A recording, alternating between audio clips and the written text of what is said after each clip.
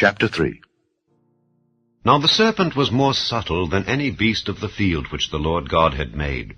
And he said unto the woman, Yea, hath God said, Ye shall not eat of every tree of the garden?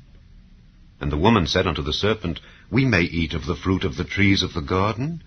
But of the fruit of the tree which is in the midst of the garden, God hath said, Ye shall not eat of it, neither shall ye touch it, lest ye die. And the serpent said unto the woman, Ye shall not surely die. For God doth know that in the day ye eat thereof, then your eyes shall be opened, and ye shall be as gods, knowing good and evil.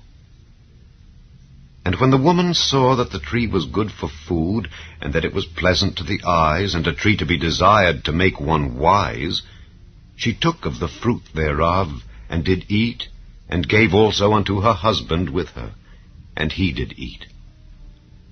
And the eyes of them both were opened, and they knew that they were naked. And they sewed fig leaves together, and made themselves aprons.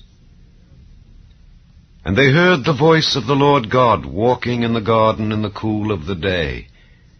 And Adam and his wife hid themselves from the presence of the Lord God amongst the trees of the garden. And the Lord God called unto Adam, and said unto him, Where art thou? And he said, I heard thy voice in the garden, and I was afraid, because I was naked, and I hid myself. And he said, Who told thee that thou wast naked? Hast thou eaten of the tree whereof I commanded thee that thou shouldest not eat?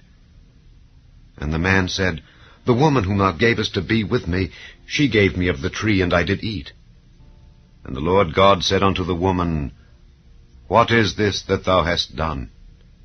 And the woman said, The serpent beguiled me, and I did eat.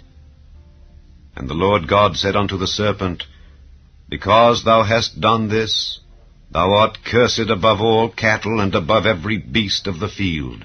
Upon thy belly shalt thou go, and dust shalt thou eat all the days of thy life. And I will put enmity between thee and the woman, and between thy seed and her seed. It shall bruise thy head, and thou shalt bruise his heel. Unto the woman he said, I will greatly multiply thy sorrow and thy conception.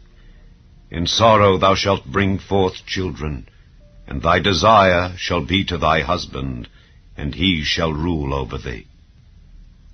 And unto Adam he said, Because thou hast hearkened unto the voice of thy wife, and hast eaten of the tree of which I commanded thee, saying, Thou shalt not eat of it, cursed is the ground for thy sake.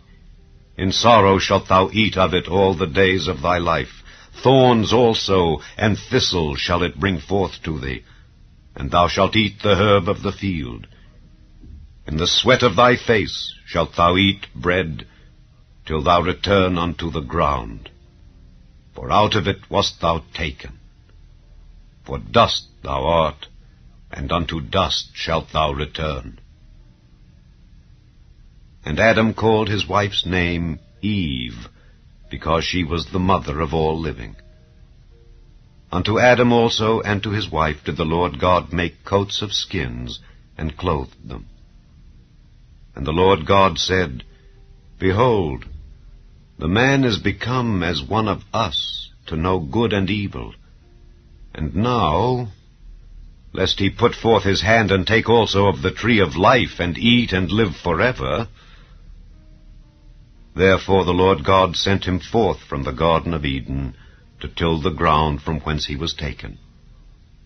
So he drove out the man, and he placed at the east of the Garden of Eden cherubims, and a flaming sword, which turned every way, to keep the way of the tree of life.